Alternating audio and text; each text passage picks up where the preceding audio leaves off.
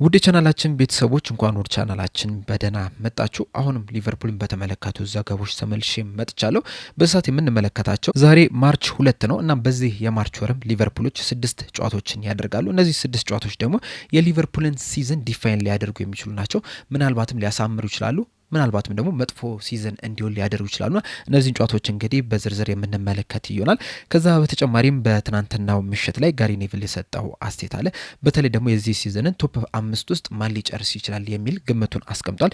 ይህንን ግምት የምንመለከት ይሆናል። ከርቲስ ጆንስንም የተመለከተም ዘገባም ይኖረናል። እስከ መጨረሻው ደቂቃ ድረስ አብራችሁ ቆይታችሁ እንድትከታተሉት በአክብሮት ጋብዛለሁ። ሰብስክራይብ፣ ላይክ፣ ሼር እያደረጋችሁም የቻናሉ ቤተሰብ እንድትሆኑ በአክብሮት እጠይቃለሁ። አሁን በቀጥታ ወደ ዘገቦቹ የምንገባ ይሆናል። አብራችሁን ቆዩ። በመጀመሪያ የምንመለከተው ከርቲስ ጆንስን የተመለከተውን ዘገባ ይሆናል። የጣሊያን ጋዜጣ የሆነው ኮሪየር ዴሎ ስፖርት ይዞት በወጣው ዘገባ መሰረት ኢንተር ሚላኖች አሁንም በክረምት የዝውውር መስኮት ይህንን ተጫዋች ለማስፈረም ከፍተኛ ፍላጎት አላቸው እያለን ይገኛል። እንደሚታወቀው በጃንዋሪ ዝውውር መስኮት ከርቲስ ጆንስ ሊቨርፑልን ሊለቅ የሚችልበት እድል አለ የሚሉ አንዳንድ መረጃዎችን ስንመለከት ነበረ። ከእንግሊዝ ፕሪሚየር ሊግ ቶተናሞች ይህን ተጫዋች ለማስፈረም ፍላጎት አላቸው ሲባል ነበረ። እንደዚሁም ከጣሊያን ሴሪኤ ደግሞ ኢንተር ሚላኖች በጣም ፍላጎት እንደነበራቸው ሲዘገብ ነበረ። እንደዚሁም ተጫዋቹ ራሱ ወደ ኢንተር ሚላን ለመሄድ ፍቃደኛ እንደነበረ ሲዘገብ መስማት ችለናል። ኢንተር ሚላኖች እንግዲህ በጃንዋሪ ዝውውር መስኮት ይህንን ተጫዋች ማስፈረም አልቻሉም ነበረ።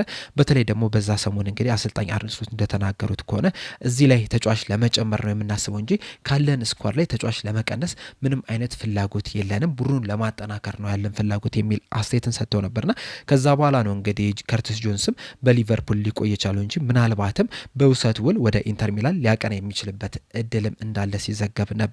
አሁንም ላይ እንግዲህ ኮሪየር ዴሎ ስፖርት ይዞት በወጣው ዘገባ መሰረት ኢንተር ሚላኖች አሁንም ፍላጎታቸው እንዳልቀነሰ፣ በክረምት የዝውውር መስኮትም ተጫዋቹን ለማስፈረም ፍላጎት እንዳላቸው እየተነገረ ይገኛል። በተለይ ደግሞ በክረምት የዝውውር መስኮት ልክ እንደተከፈተ ከርቲስ ጆንስ በሊቨርፑል ቤት የሚያቆየው ኮንትራት 1 ዓመት ብቻ ነው የሚቀረውና ኮንትራቱ ሊጠናቀቅ መቃረቡን ተከትሎ ኢንተር ሚላኖች ተጫዋቹን አነስ ባለ ገንዘብ እናገኘዋለን የሚል እምነት አላቸውና ያ ደግሞ የበለጠ ተጫዋቹን ለማስፈረም እንዲነሳሱ አድርጓቸዋል ነው እየተባለ የሚገኘው። ከዛ በተጨማሪም ዘ አትሌቲክስ ከጥቂት ሳምንት በፊት ይዞት በወጣው ዘገባ መሰረት ከርቲስ ጆንስ በትልልቅ ጨዋታዎች ላይ ለሊቨርፑል በቋሚነት መሰለፍ እንደሚችል ያምናል። ነገር ግን ደግሞ አሰልጣኝ አርነ ስሎት በሱ ላይ እምነት የላቸውም የሚል ዘገባን ይዞ ወጥቶ ነበረ።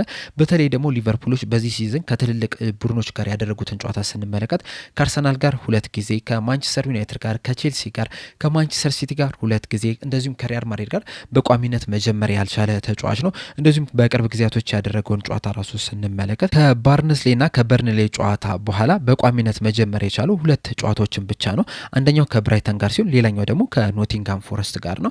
የብራይተን ጨዋታ የኤፍኤ ካፕ ጨዋታ ነው የነበረው። እንደዚሁም በኖቲንጋም ፎረስት ጨዋታ ላይ ደግሞ ተጫዋቾች ጉዳት ስለነበረ ነው በቋሚነት ሊሰለፍ የቻለው። ከዛ ውጭ ግን በቋሚነት መጀመር አልቻለም። ከዌስትሃም ጋር ተቀይሮ መግባት አልቻለም። ከሰንደርላንድ ጋር 15 ደቂቃዎች፣ ከማንቸስተር ሲቲ ጋር 5፣ ከኒውካስል ዩናይትድ ጋር 6፣ ከበርንማውዝ ጋር 31 እንደዚሁም ደግሞ ከማርሴ ጋር 11 ደቂቃዎችን ብቻ ነው መጮት የቻሉና አሰልጣኙ እዚህ ተጫዋች ላይ ብዙ እምነት እንደሌላቸውም እንግዲህ ይህም የሚያሳይ ነውና ምናልባትም አሰልጣኝ አርነ ስሎት በሊቨርፑል የሚቆዩ ከሆነ በክረምቱ የዝውውር መስኮት ከርቲስ ጆንስ ክለቡን ሲለቅ ልንመለከተው እንችላለን። ጆንስ እንግዲህ በተለያዩ ቦታዎች ላይ መጮት የሚችል በጣም ቨርሳታይል የሚባል ተጫዋች ነው። በመሀል ሜዳ ላይ በተከላካይ አማካኝ፣ በአጥቂ አማካይ ላይ፣ በግራ ክንፍ እንደዚሁም ደግሞ በቀኝ ፉልባክ ቦታ ላይ መጮት የሚችል ሁለገብ የሚባል ተጫዋች ነውና የሱን ያጮት ስታይልን ተመልክተን ቨርሳታይሊቲውን ተመልክተን ለአሰልጣኝ አርነ ስሎት የሚመች ተጫዋች ነው ማለት እንችላለን። ነገር ግን ደግሞ አሰልጣኝ አርነ ስሎት ብዙም እምነት አልጣሉበትም። በተለይ ደግሞ በኖቲንጋም ፎረስት ጨዋታ ላይ እንደተመለከት ነው በመጀመሪያው አጋማሽ ላይ ኳሱን ይይዛል፣ ብዙ ጊዜ አይቀማም። ነገር ግን ደግሞ ከልክ በላይ ኳስ የሚይዘው ነገር ምናልባትም በአሰልጣኙ ዘንድ እንዳይወደድለት አድርጎታል። በዛ ምክንያትም ሊሆን ይችላል ብዙ ጨዋታዎችን በቋሚነት እያስጀመሩት ያልሆነና በዚህም ምክንያትም በክረምት የዝውውር መስኮት ሊለቅ የሚችልበት እድል አለ እየተባለ ይገኛል። ከዚህ በፊትም እንግዲህ በተደጋጋሚ እንደነገርኳችሁ በክረምት የዝውውር መስኮት ከመሀል ሜዳ ተጫዋቾች አንዱ ሊለቅ የሚችልበት እድል በጣም ከፍተኛ ነው። ከከርቲስ ጆንስና ከአሌክሲስ ማካሊስተር መካከል አንዱ ሊለቅ ይችላል ነው እየተባለ የሚገኘው። ኢንተር ሚላኖችም ከርቲስ ጆንስን ለማስፈረም ከፍተኛ ፍላጎት እያሳዩ ነው የሚገኙት ነው። ምናልባትም ከርቲስ ጆንስ ሊቨርፑልን የሚለቅ ከሆነ አሌክሲስ ማካሊስተር በሊቨርፑል ሲቆይ ልንመለከተው እንችላለን። በመቀጠል የምንመለከተው ጋሪ ኔቪል ያስቀመጠውን ግምት ይሆናል። ትናንትና አርሰናል ከቼልሲ ጋር ካደረገው ጨዋታ በኋላ ከ3ኛ እስከ 5ኛ ደረጃ ያለውን ቦታ ማን ይዞ ሊያጠናቅቅ ይችላል የሚል ጥያቄን ተጠይቆ ነበርና በዚህም መሰረትም እንግዲህ የራሱን ግምት አስቀምጧል። ሶስተኛ ደረጃ ላይ ባስቀመጠው ቡድን ስንጀምር ማንቸስተር ዩናይትድን ነው ሶስተኛ ደረጃ ይዞ ያጠናቅቃል ብሎ ያስቀምጠው። በተለይ ደግሞ 2026 ከገባ ጀምሮ ማይክል ካሪክም የማንቸስተር አሰልጣኝ ተደርጎ ከተሾመ ጀምሮ እንግዲህ እስካሁን ድረስ ምንም አይነት ሽንፈት አላስተናገዱም። አንድ ብቻ ነው አቻ መውጣት የቻሉት፣ ቀሪዎቹን እንዳለ ማሸነፍ ችሏልና በዚህ ሰዓትም እንግዲህ አስቶን ቪላን በመብለጥ ሶስተኛ ደረጃ ላይ መቀመጥ ችሏል። በዚህ መሰረትም እንግዲህ ሲዝኑ ሲጠናቀቅ ማንቸስተር ዩናይትድ ሶስተኛ ደረጃን ይዞ ያጠናቅቃል የሚል ግምቱን አስቀምጧል።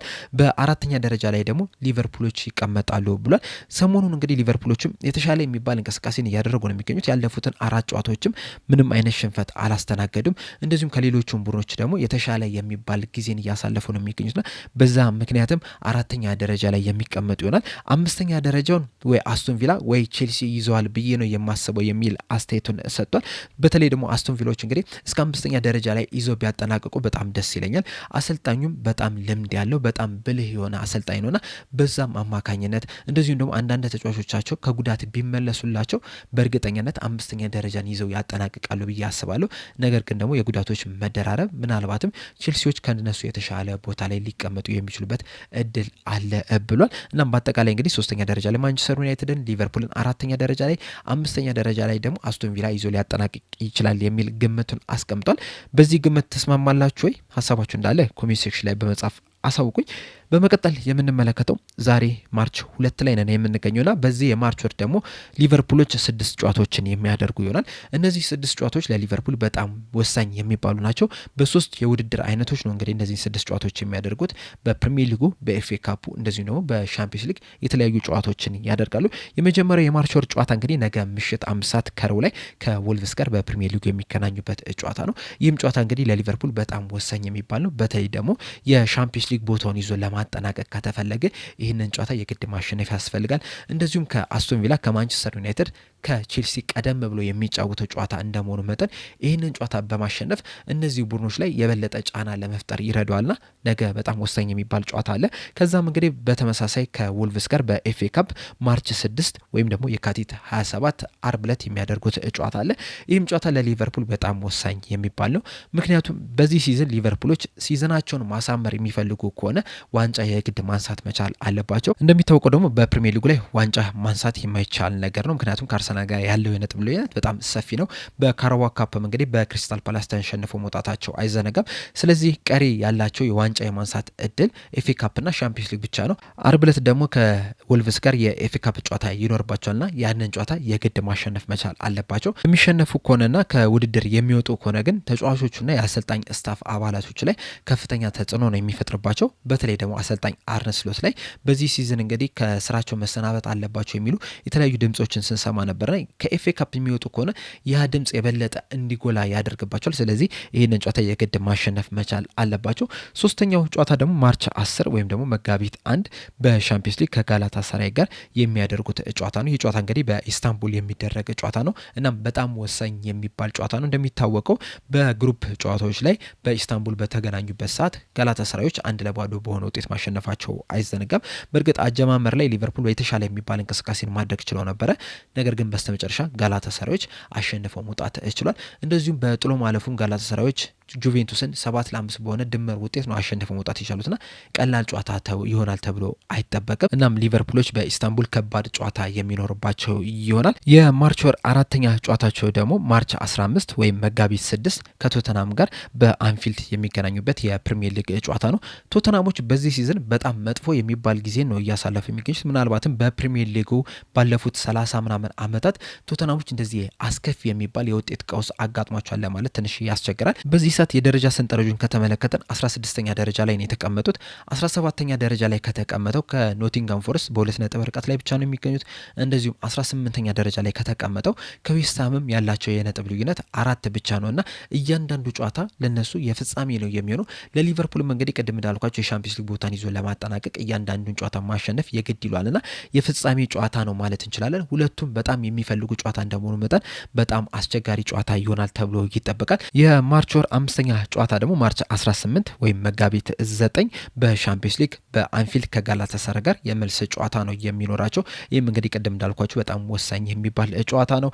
6ኛው ጨዋታ ማርች 21 ወይም መጋቢት 12 በፕሪሚየር ሊጉ ከብራይተን ጋር የሚገናኙበት ጨዋታ ነውና እነዚህ እንደ አጠቃላይ ጨዋታዎች ስንመለከት በፕሪሚየር ሊጉ የሚያደርጓቸው 3 ጨዋታዎች በዚህ ሲዝን የሻምፒዮንስ ሊግ ቦታን ይዞ ለማጠናቀቅ በጣም ወሳኝ የሚባሉ ጨዋታዎች ናቸው። እንደዚሁም የኤፍኤ ካፕና የሻምፒዮንስ ሊግ ጨዋታዎች ደግሞ ሊቨርፑሎች በዚህ ሲዝን ዋንጫ ለማንሳት ያላቸው ብቸኛ አማራጭ መሆኑን ተከትሎ በጣም ወሳኝ የሚባሉ ናቸው። ምናልባትም በእነዚህን 6 ጨዋታዎች አሸንፎ የሻምፒዮንስ ሊግ ቦታም ጥሩ ሊሆን ይችላል። ኤፍኤ ካፕም ወደ ቀጣይ ዙር ሊያልፉ ይችላሉ።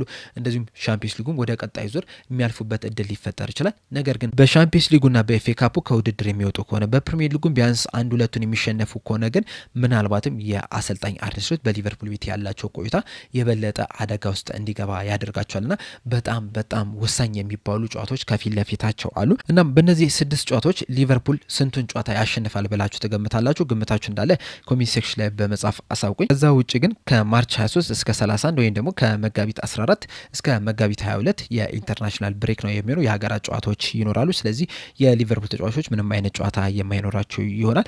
በመሀል ግን በማርች 28 ወይም ደግሞ መጋቢት 19 የሌጀንዶች ወይም ደግሞ የቀድሞ የሊቨርፑል ተጫዋቾች ከቀድሞ የዶርትመንድ ተጫዋቾች ጋር የሚያደርጉት የቻሪቲ ጨዋታ አለ፣ የገቢ ማሰባሰቢያ ጨዋታ አለ። በዛ ጨዋታ ላይ እንግዲህ እነ ስቴቨን ጀራርድ እነ ፔናንት እንደዚሁም ደግሞ እነ አሎንሶም የሚገኙበት ነው። ከአሰልጣኝ በኩል ደግሞ እነ ኬኒ ዳግሊሽና እነ የርገን ክሎፕ የሚገኙበት ጨዋታ ነው። ያም ለማየት የሚያጓጓ አይነት ጨዋታ ነውና በአጠቃላይ እንግዲህ ሊቨርፑሎች በማርች ወር የሚያደርጓቸው ጨዋታዎች እነዚህን ይመስላሉ። ቅድም እንዳልኳችሁ እንግዲህ ከነዚህ ጨዋታዎች ሊቨርፑሎች ስንቱን ያሸንፋሉ ብላችሁ ትገምታላችሁ? ሀሳባችሁ እንዳለ ኮሜንት ሴክሽን ላይ በመጻፍ አሳውቁኝ። ለአሁን ግን እኔ እዚህ ላይ አበቃው።